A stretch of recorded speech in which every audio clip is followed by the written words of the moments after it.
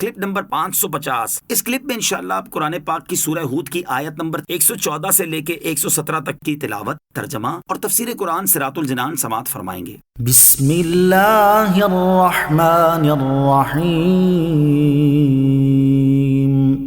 ترجمہ، اللہ کے نام سے شروع جو نہایت مہربان رحمت والا ہے۔ وَأَقِمِ الصَّلَاةَ طَرَفَيِ النَّهَارِ وَزُلَفًا مِّنَ اللَّيْلِ إِنَّ الْحَسَنَاتِ يُذْهِبْنَ السَّيِّئَاتِ ذَلِكَ ذِكْرَى لِلذَّاكِرِينَ وَاصْبِرْ فَإِنَّ اللَّهَ لَا يُضِيعُ أَجْرَ الْمُحْسِنِينَ۔ ترجمہ، اور دن کے دونوں کناروں اور رات کے کچھ حصے میں نماز قائم رکھو، بے شک نیکیاں برائیوں کو مٹا دیتی ہیں، یہ نصیحت ماننے والوں کے لیے نصیحت ہے، اور صبر کرو کیونکہ اللہ نیکی کرنے والے کا اجر ضائع نہیں کرتا۔ وَأَقِمِ الصَّلَاةَ، اور نماز قائم رکھو۔ اس آیت میں دن کے دو کناروں سے صبح اور شام مراد ہیں۔ زوال سے پہلے کا وقت صبح میں اور زوال کے بعد کا وقت شام میں داخل ہے۔ صبح کی نماز تو فجر ہے، جبکہ شام کی نمازیں ظہر و عصر ہیں، اور رات کے حصوں کی نمازیں مغرب و عشاء ہیں۔ نیکیوں سے مراد یا یہی 5 گانا نمازیں ہیں جو آیت میں ذکر ہوئیں، یا اس سے مراد مطلقاً نیک کام ہیں، یا اس سے سبحان اللہ والحمد للہ ولا الہ الا اللہ واللہ اکبر پڑھنا مراد ہے۔ شان نزول، حضرت معاذ بن جبل رضی اللہ تعالی عنہ سے روایت ہے کہ ایک شخص نے دربار رسالت صلی اللہ تعالی علیہ وسلم میں حاضر ہو کر عرض کی، یا رسول اللہ صلی اللہ تعالی علیہ وسلم، اس آدمی کا کیا حکم ہے جو ایک اجنبی عورت سے علیحدگی میں جماع کے سوا سب کچھ کرتا ہے؟ اس پر یہ آیت نازل ہوئی۔ پھر آپ علیہ الصلوۃ والسلام نے اسے وضو کر کے نماز پڑھنے کا حکم ارشاد فرمایا۔ حضرت معاذ بن جبل رضی اللہ تعالی عنہ فرماتے ہیں کہ میں نے عرض کی، یا رسول اللہ صلی اللہ تعالی علیہ وسلم، کیا یہ اس شخص کے ساتھ خاص ہے یا تمام مومنوں کے لیے ہے؟ نبی کریم علیہ الصلوۃ والسلام نے ارشاد فرمایا، نہیں، بلکہ یہ تمام مومنوں کے لیے عام ہے۔ نیکیاں صغیرہ گناہوں کے لیے کفارہ ہوتی ہیں۔ اس آیت سے معلوم ہوا کہ نیکیاں صغیرہ گناہوں کے لیے کفارہ ہوتی ہیں، خواہ وہ نیکیاں نماز ہوں یا صدقہ یا ذکر و استغفار یا اور کچھ۔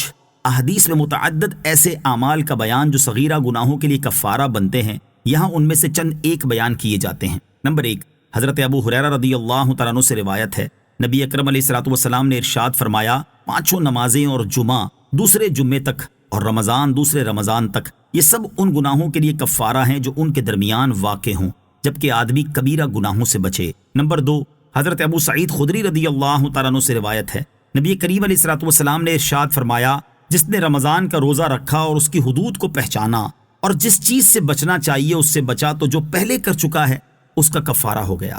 نمبر 3، حضرت ابو ہریرہ رضی اللہ تعالیٰ عنہ سے روایت ہے، حضور پرنور علیہ الصلوۃ والسلام نے ارشاد فرمایا، عمرے سے عمرے تک ان گناہوں کا کفارہ ہے جو درمیان میں ہوئے، اور حج مبرور کا ثواب جنت ہی ہے۔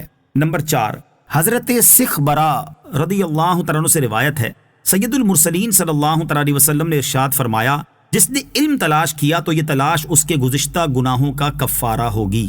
فَلَوْلَا كَانَ مِنَ الْقُرُونِ مِن قَبْلِكُمْ أُولُو بَقِيَّةٍ يَنْهَوْنَ عَنِ الْفَسَادِ فِي الْأَرْضِ إِلَّا قَلِيلًا مِّمَّنْ أَنجَيْنَا مِنْهُمْ وَاتَّبَعَ الَّذِينَ ظَلَمُوا مَا أُتْرِفُوا فِيهِ وَكَانُوا مُجْرِمِينَ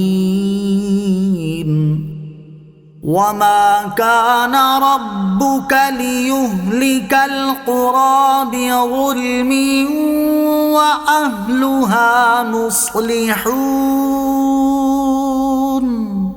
ترجمہ، تو تم سے پہلی گزری ہوئی قوموں میں سے کچھ ایسے فضیلت والے لوگ کیوں نہ ہوئے جو زمین میں فساد کرنے سے منع کرتے؟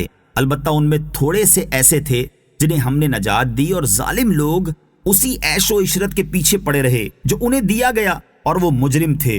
اور تمہارا رب ایسا نہیں کہ بستیوں کو بلا وجہ ہلاک کر دے، حالانکہ ان کے رہنے والے اچھے لوگ ہوں۔ فلولا كان تو کیوں نہ ہوئے؟ اس سے پہلی آیات میں اللہ تعالیٰ نے گزشتہ امتوں پر جڑ سے اکھاڑ دینے والے عذابات نازل ہونے کا بیان فرمایا، اور اس آیت میں یہ بیان فرمایا کہ ان عذابات کے نازل ہونے کا سبب دو چیزیں تھیں۔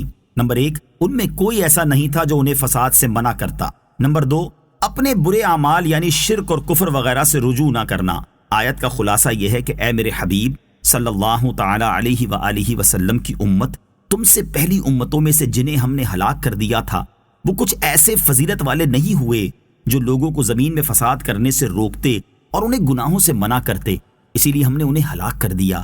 البتہ ان سابقہ امتوں میں تھوڑے سے ایسے تھے جنہیں ہم نے نجات دی، اور وہ لوگ انبیاء کرام علیہ الصلوۃ والسلام پر ایمان لائے اور ان کے احکام پر عمل کرتے اور لوگوں کو فساد سے روکتے رہے، جبکہ ظالم لوگ اسی عیش و عشرت کے پیچھے پڑے رہے جو انہیں دیا گیا، اور وہ نعمتوں، لذتوں، خواہشات اور شہوات کے عادی ہو گئے، کفر اور گناہوں میں ڈوبے رہے اور وہ مجرم تھے۔ اولو بقیہ سے مراد علماء ربانی ہیں۔ مقصد یہ کہ گزشتہ قوموں کی عام گمراہی کا باعث یہ ہوا کہ ان میں علماء ربانی نہ رہے، اگر وہ رہتے تو اس طرح گمراہی نہ پھیلتی۔ عوام اس لیے مجرم تھے کہ بدکاریاں کرتے تھے، اور علماء اس لیے مجرم تھے کہ انہیں منع نہ کرتے تھے۔ اس آیت سے دو باتیں واضح ہوئیں کہ نیکی کی دعوت دینا اور گناہوں سے روکنا علماء کا منصب ہے۔ اگر وہ یہ فریضہ سر انجام نہ دیں گے تو وہ بھی مجرم اور مستحق کے عذاب ہوں گے۔ دوسری بات یہ معلوم ہوئی کہ شروع سے اب تک یہی ہوتا آیا ہے کہ زیادہ تر مال و دولت والے ہی غفلت میں پڑتے ہیں، اس لیے عمومی طور پر مالدار لوگوں میں دینداروں کی کمی ہوتی ہے۔